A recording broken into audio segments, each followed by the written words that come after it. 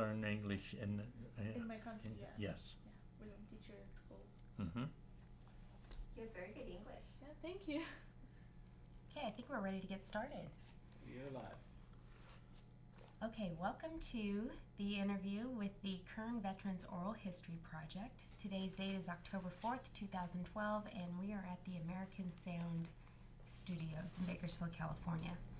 So for the interview, your name is? Thomas Poor. Thomas Poor. And do you mind sharing your birth date with us? October 26, 1925. You're almost 87 then. This month. My father-in-law is just 5 months ahead of you. Oh, is he? Yes. He also served in World War II. Was World War II the only war you served in? Yes. And we also have with us today a student from Bakersfield High School, a foreign exchange student from the Ukraine. Your name again? My name is Valeria. Valeria, and she'll be joining us today in the interview. Now, you served in World War II. Which branch of service, Mr. Navy. Poor? Navy. My father-in-law also in the Navy. He was in the Seabees. What did you work in the Navy? On a ship. Okay. What did your job entail? Electronic technician is what I became at the end of the service time. Radio technician is what I entered when I went into service. So did you have those skills when you went in and they put you in that position? I had some of those skills, yes, and that's what gave me the opportunity Uh-huh. at Bakersfield High School, Kern County Joint Union High School at Right, the time. right. I had Jerry Smith and several other people that gave me background of communications, engineering, and like that. Right. They had some different pathways in high school back then Yes, where they you did. could choose. Exactly. That's awesome. And so did you join voluntarily after graduation? I did just before I was drafted, Oh, okay. just so I could select the service I wanted to go into. And so you wanted to go into the Navy. I wanted to go in the Navy, And why was that? and I asked specifically to get into the radio part. Why was and I that? was very fortunate, because that had been a hobby of mine. Oh, okay. And it turned out to be a good choice. It was an excellent choice. Radio in the Navy. And so where did you serve specifically? When you were on ship or at wherever you stationed, where did you serve? Well, I first went to boot camp at Farragut, Idaho, which is up by Coeur d'Alene, Uh-huh. and that was in January 1944. I went from there to Michigan City, Indiana, for what they called primary radio. Okay. Then to Gulfport, Mississippi, which would have been in March of 44, for what they call pre-radio. Different Yeah. beginning points, kindergarten, grammar school, and then went to Treasure Island for the radio communications. I was very fortunate, as the Navy was. They selected Captain Cook, who also headed the Stanford University radio technology course, Wow. to guide the Navy's teaching. Uh-huh. So for 16 months I had that opportunity to get the same kind of training that they were getting in Stanford. That's right. The technical book then was Terman, Uh-huh. and that was used in college training as well as the Navy. So I know I'm jumping ahead, but that just has to... Did you use these skills then after you exited the Navy? Oh yes. What did you do with those? What did you do after the Navy? Well, I first went in various things, but for this particular purpose, I read in a Popular Mechanics, I believe, that the telephone company was putting in a new experimental radio telephone system. Uh-huh. Experimental. Uh-huh. And they called it Circuit 99. and it was on Highway 99 from Mexico to Canada. It was primarily put in for the trucking industry. Oh. So anyway, I joined the telephone company and asked to be assigned to that. Uh-huh. I was fortunate in being assigned to that division here in Bakersfield. Awesome. That's wonderful. So you went into the Navy with some skills, but they also gave you some skills that you could use afterwards. Lots. Very close to what a Stanford education would have been in radio technology. Wow. But unfortunately not in English or write or any other things that make a good education. So you told us about your training here. Did you end up overseas during World War II on a ship? Yes, on a ship, Where were you at? the Mount Olympus. Oh, that was the name of the ship, Mount Olympus. It was a command ship. It's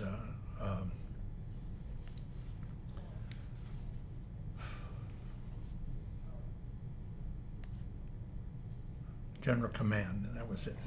Oh, okay. There were orders coming out of that ship then. They were in charge of stuff over there overseas. Yes, there were that's orders correct. coming out of there. Okay. Yeah. So did you work on the radio? Oh, yeah. Oh, Yeah, we So had 30 technicians on this ship. you heard a lot of action then, didn't you? I was fortunate to be after most of the action. And I did not get into the action the ship was preparing for when I was went from Hawaii down to Guam to Manila. Philippines. In Manila in May and June of 1945, 33 ships were being assembled with material and personnel for the invasion of Japan. Yeah. And the Mount Olympus carried an admiral who was responsible for the 3rd Amphibian Force. Wow. That's the people that, They're going to go in ashore. yeah. Wow. And I was very fortunate that we didn't have to do that. But you didn't know that till right up until the point you were preparing to go into Japan. I'm just there. The Navy is preparing. Were you able to communicate with your family during this time? by letter. Okay. Only by letter, yeah. And were you able to tell them what was going on, what No. you guys were preparing No, to do? no, absolutely not. Couldn't even say where we were. Did that make you feel anxious at all? Were No. you're just concentrating on what you're there to do? Armies and navies are made up of young people, Mm-hmm. the same that make up the football team. And none of them, on their own part, can get hurt, but they can try to hurt the other guy. Right. That's a good analogy. And, well, on both sides, Yeah. unfortunately. That's why young people do it. You're probably right. We're fortunate that young people do that. So I'm trying to think now. You didn't end up invading Japan, so where did your ship go after that when we dropped the bomb so we didn't need to invade? Our ship went up with the 33 ships of an invasion force to become the occupation force. And the ship I was on took Admiral Byrd, as well as our Admiral Wilkinson, who carried the. Actually, I said that Admiral Wilkinson was the ship who the ship carried, and as his guest, he took Admiral Byrd up for the signing of the armistice or the surrender in Tokyo Bay. Right. We show pictures of that in our history book. Mm-hmm. Wow. So that's our ship then was in command of Tokyo Bay, Tokyo activity, for about 4 months. Okay. Then we went out down to Shanghai, China. Uh-huh. Then for a very short period of time, then back to Tokyo, and then we went back down to Shanghai for a period of time. Our ship was in command of activity, all of our military activity at Shanghai. Okay. And you were operating the radio that whole time? Repairing them. Oh. Oh no, yeah. Not as an operator, as a technician. Oh, okay. Okay. Did you stay on your ship the whole time? Yes. Did you guys ever have a chance to go ashore? Oh, or- yes. Oh, yes. okay. Oh, I was assigned to the ship the whole time. Oh, okay. Yeah. Yes. How was that? You know, I'm thinking back to, as you were saying, these are teenagers. How was that to see China as a young man?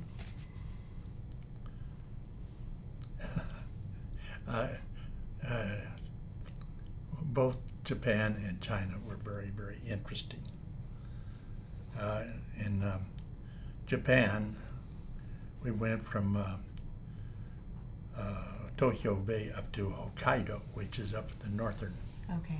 Hokkaido was insignificant enough. It had not taken much military activity, Not a lot very of little bombing. bombs and like that. And Hokkaido was probably 30 years earlier. I mean, its transportation and everything times. was very ancient. Uh-huh. It had not caught up with the activities that were going on in Yokohama and Tokyo.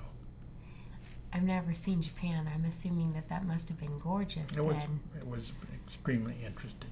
Yeah. And then China, same kind of experience? And China, Shanghai, had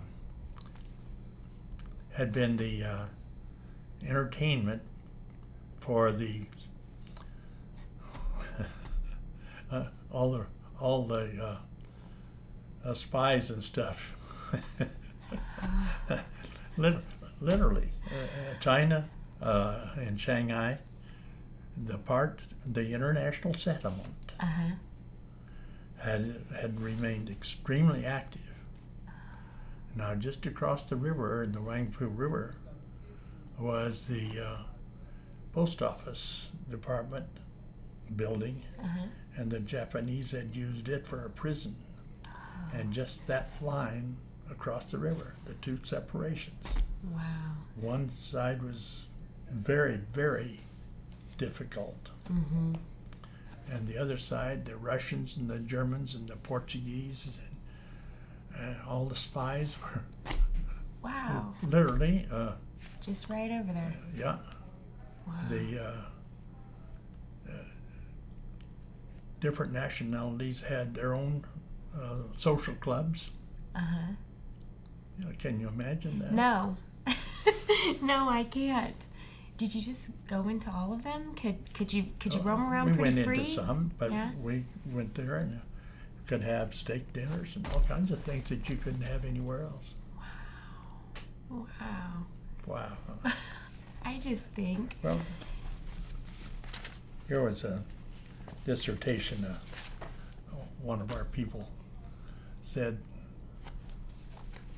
Shanghai Nights. But anyway. Oh, the title.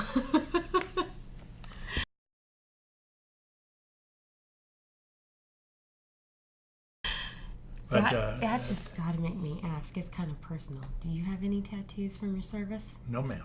No. No. Why is And that? I didn't smoke either. Why? How did you get away without either of those things? I was strong enough to say no. That's easy. Yeah, it is. But it wasn't for a lot. No. It, My father-in-law came back smoking like a chimney. mhm. He was a smoker. The cigarettes I bought a lot. I sold in the subway system in Tokyo. Wow. Now the cigarette cost me a nickel, Uh-huh. and the subway systems in Tokyo, I sold them for 30 yen a pack. Is yen like $1? Well, it's a medium of exchange. Okay. But are we talking about $30 for a pack almost? Well, it had a very good value. Oh, wow. Then I bought camera film at 5 yen a roll.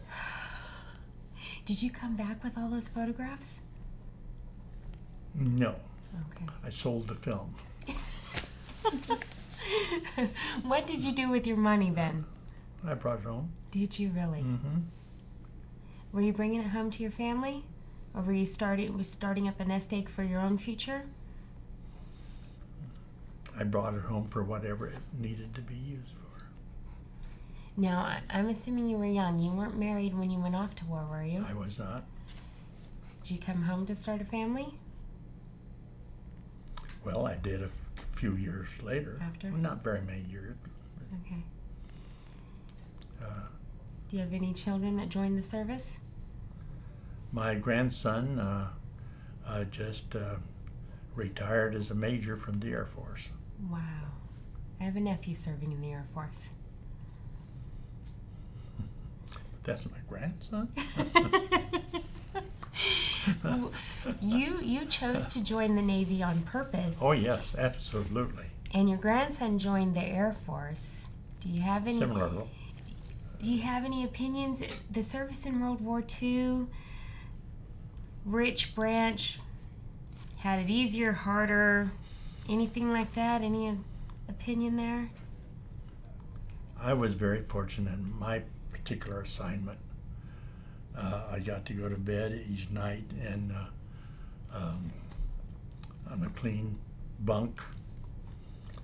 Oh, and there weren't any shells around. Okay. And that I was very fortunate. Did you? I got a lot of education, and now what happens though with a ship, and you can read histories on ships. A ship gets sunk, and all the personnel go down with it. Yeah. They don't come back injured. Right. So the danger's there. Oh, absolutely. Thousands of sailors went down to ships. I mean, hundreds of thousands went down with ships. And I know you said you sailed out from Hawaii. That's correct. So I know you had seen the destruction of Pearl Harbor after Yes. it happened, of Yes. course. But Oh, yeah. that Yes. had to be in every sailor's head as well, right? I mean, seeing those ships having been Those sunk there at ships, anchor. like the Arizona, were just setting there, and other ships too. Right, right. Wow. Did you receive any medals or awards for your service? No, just very mundane. So Uh, you weren't injured during the war. That's right. I was Okay. not injured. Okay.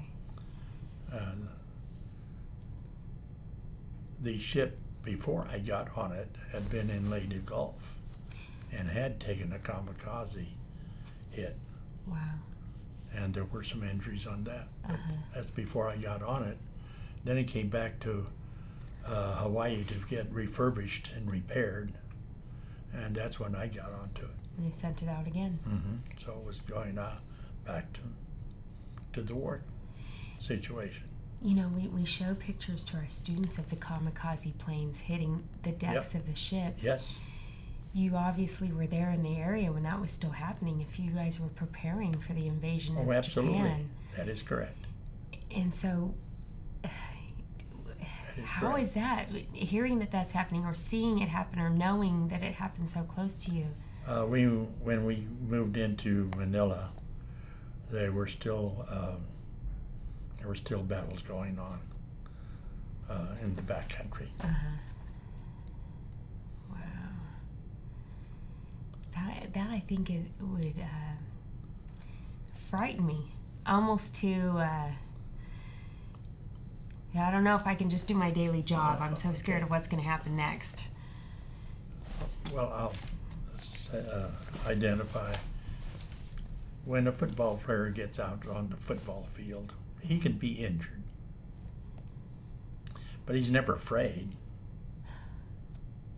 Did you play football? No, I'm, Okay. I'm only comparing Okay, it is a good It's- analogy. That's why I have well, to it's true. ask. Yeah, the mental condition is the same. I guess so. This is a battle, and I can win.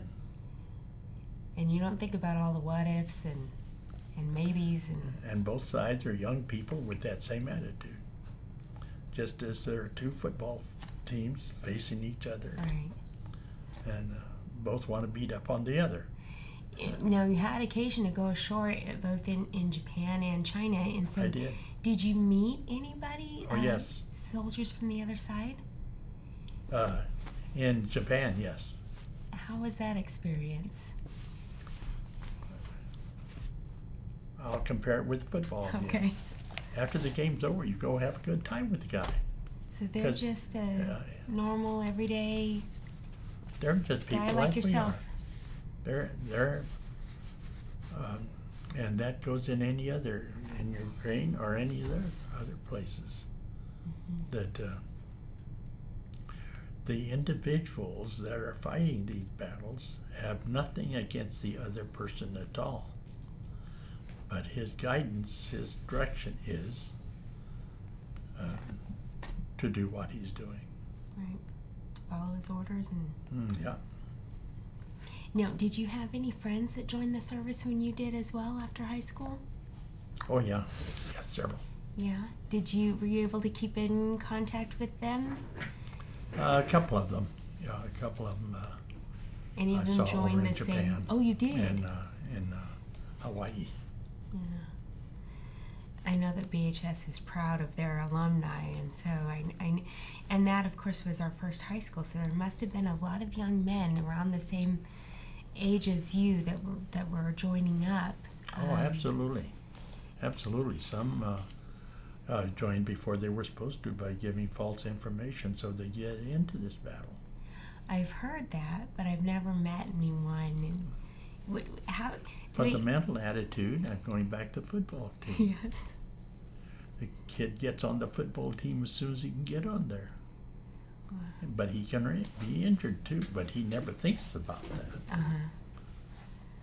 And that's the military mind has to be thinking the same thing. Yeah. But can you imagine in one of these battles, going into Europe, for instance, the general's attitude that he says, I may lose 30,000 people today. Can you imagine that? No. Can you imagine the person having to do that in the Battle of the Bulge in those various places? No. I just can't imagine going in there knowing that that's a reality. That may happen in a day. That's correct. On both sides. And these are young men, just like the football players, have absolutely nothing against the other guy. Right. But their leadership says we have. How does your military experience affect your thoughts about military in general? I guess I mean, in today's time, we have a lot of opinions about our military and whether we're in the right place or in the wrong place. Having served in our military, has that affected I have your... extremely high respect for every person in the military because they are being told by Congress and our president to be over there in Afghanistan and various other places. Yeah. They didn't choose to be over there. They're assigned to that. Mm-hmm. They chose to join the team. Mm-hmm. Mm-hmm. And then they're assigned these tasks. They have no interest in those people whatsoever until they're confronting them nose to nose.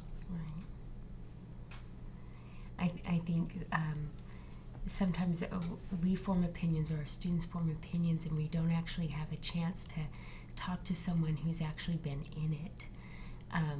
World War II is one of those things that a lot of our students know something about because of movies or video games, and it makes it look so very glamorous. This is 60 years ago. Yeah. This is a long time ago with these kids. Can you imagine 60 years ago? I can because like my grandpa is Uh-huh. a veteran of World War II of the Oh. Soviet Union, and like each year we have a celebration on the 9th of May. Oh, okay. Here it's called Victory Day, and we commemorate our memory to all veterans. And at schools we have like meetings and concerts with them, and they can share like their experience. They can tell how it was because like it's hard to imagine in reality how it will be, how even like my friends or I would do if like tomorrow it happens. Right. It's really, and we try to appreciate this. How wonderful is Yeah. that? An annual And celebration. Unfortunately, it's hard to imagine that a lot of veterans are gone already. Yeah, Mhm. because like Yeah. a couple of years and we won't have someone whom we can appreciate. And, Yeah. and just say thanks that we live in a peaceful time for this. That's true. That's true. Well, I think I'm representing what your grandfather would have said, that he, Yeah. whatever his position, he is following the guidance and the direction of the government that he's representing Mm-hmm. without any personal control. Mhm.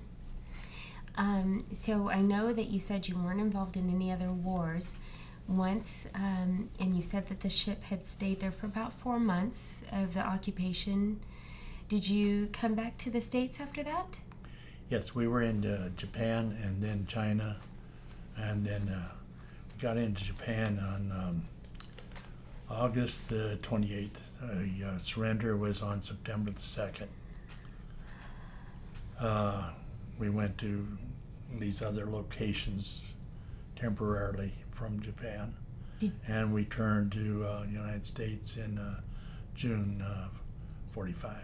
I forgot to ask you, such an error on my part. Did you see any of the devastation from the atomic bombs when you Oh, were yes. at Japan? Yes, yes. I was in Hokkaido.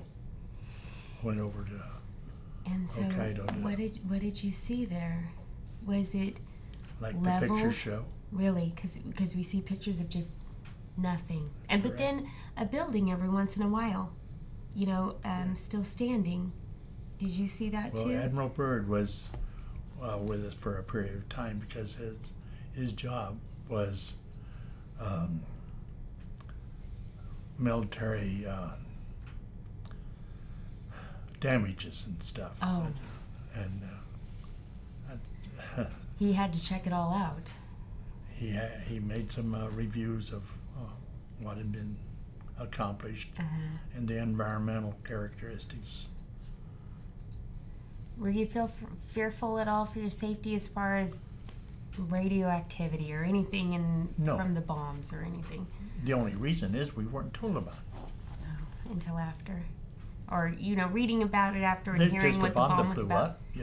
up, there had been no other experience with radioactivity, Right. so how could they even explain?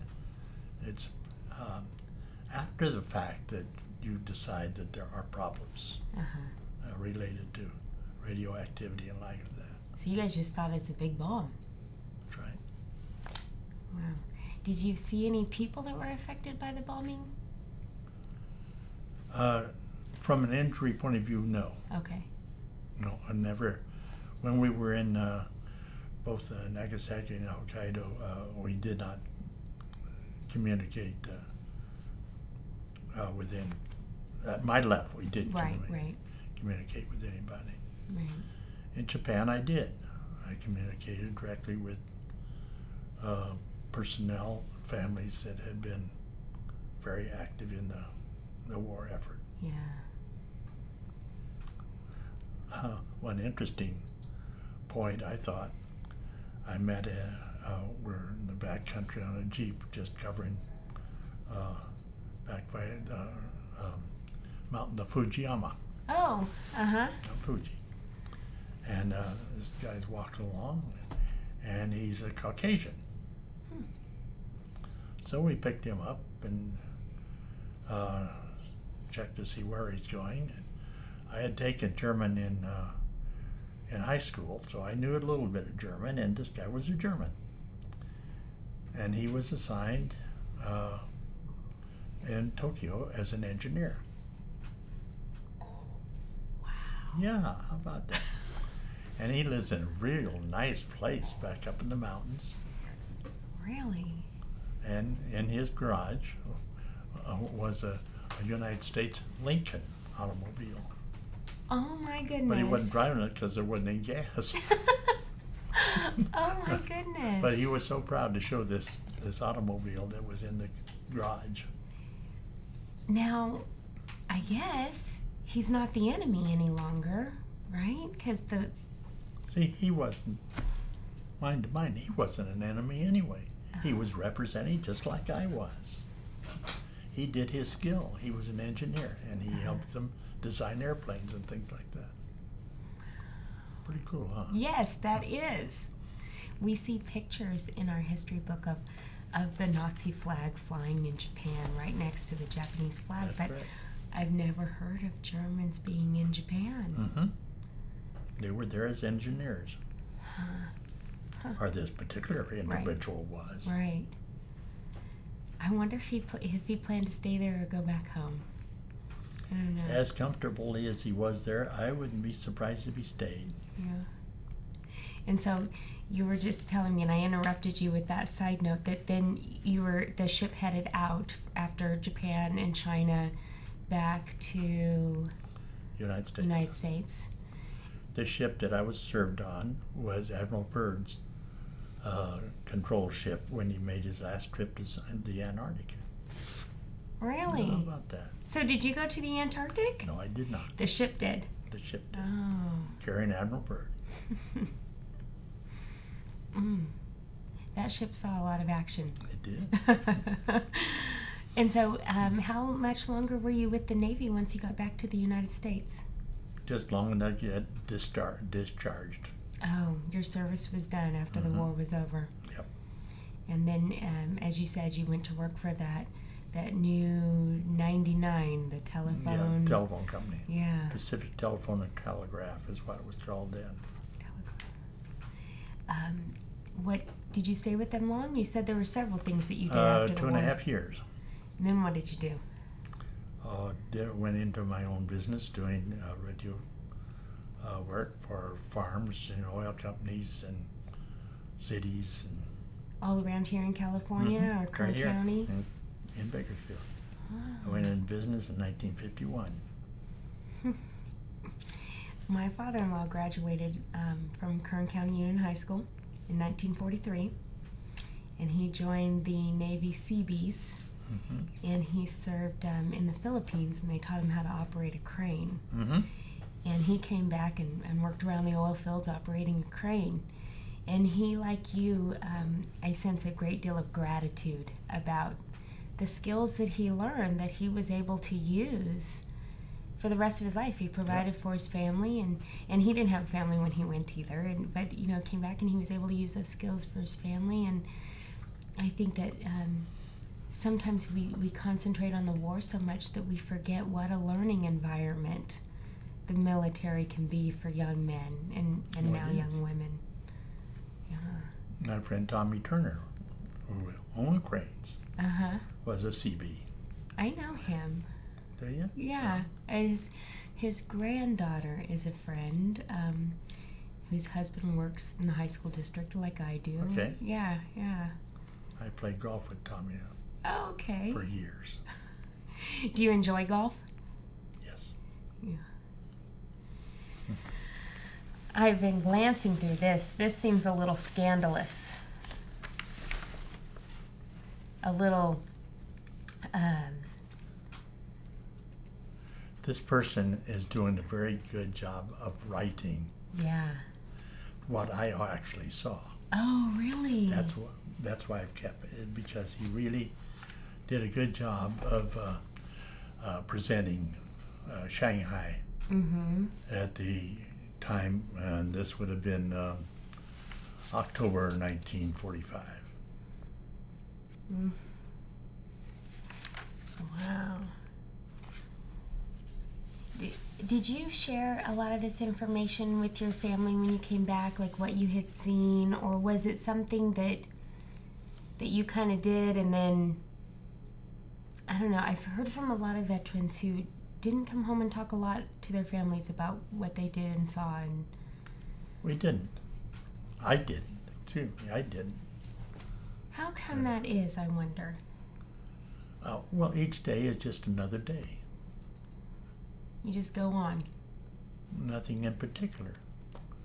What I've talked about was 2.5 years, and I took high points, but all in between all those high points is just boredom. It seems Essentially. It seems so fascinating to all of us that when I talk to somebody like yourself, I think you just took it in stride. Oh my goodness, you saw the world and you were part of a huge event, and you're talking, you just got up and ate breakfast and went to work and, That's right. and did my job. And that's, but those people in battle did not look at it like that. I mean, I was fortunate. I did not get in that mode. Any regrets joining, or was it all good? Oh, absolutely none. It was either join or draft. And by joining, I got to select the characteristics of my service time. And each was a valuable decision. Very good, very good. The business I started in 1951, right across the street here. Oh, is it really? Oh, yeah, I passed it when I was driving here then, on Yeah. the corner there. that's correct. Wow. I built that building in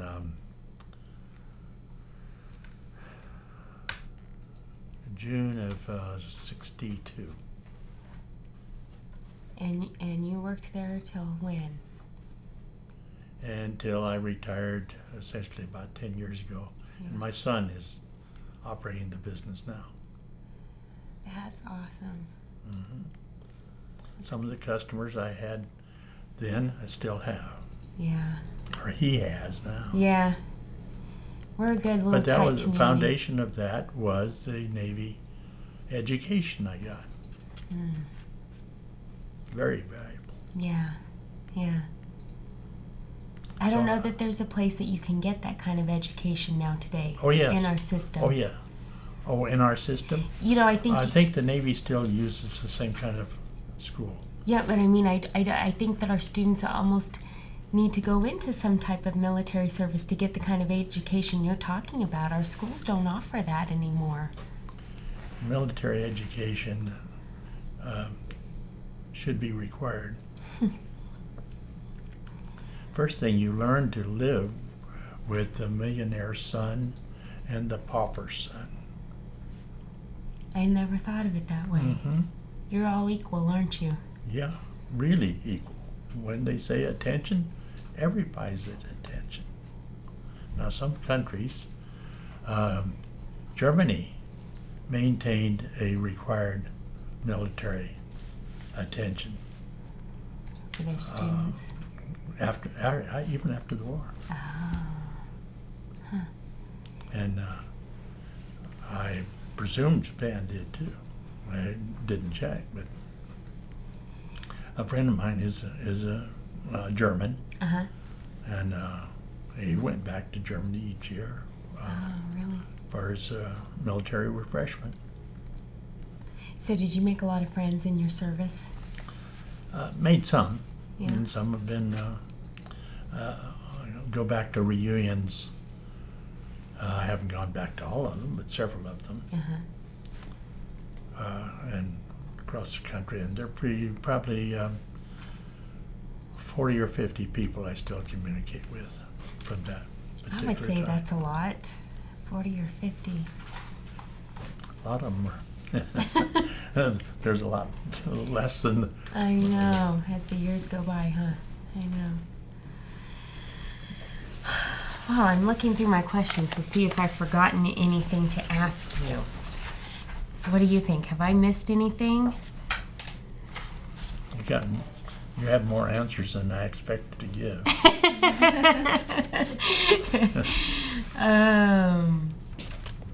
I think think I've got it. So when you came back, you've lived the entire time here in Kern County. Yes. That's interesting too, because you know our students, some of them, want to get out as soon as they can. And here you've traveled the world and you still came back here. Kern County has been a very good place to go to school, to raise a family. It has some negatives, but everywhere you are, if one wants to, you can find a lot of negatives. Sure. But there are also a lot of positives. Anywhere. It goes to Springfield, Illinois, or my grandson's our last location was in Minot, North Dakota. I've been to Minot. I've been there. Why not? Why not is what they say.